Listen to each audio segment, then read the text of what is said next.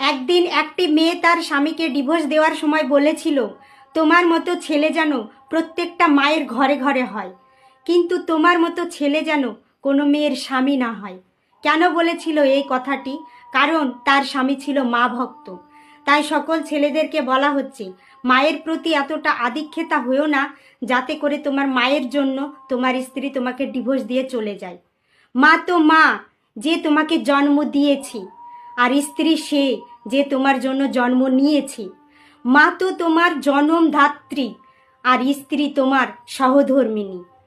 মা তো সে যে তোমাকে মৃত্যুর সঙ্গে পাঞ্জা লড়িয়ে তোমাকে জন্ম দিয়েছি, আর স্ত্রী সে যে মৃত্যুর সঙ্গে পাঞ্জা লড়িয়ে তোমাকে বাবা হওয়ার আনন্দটা দিয়েছি।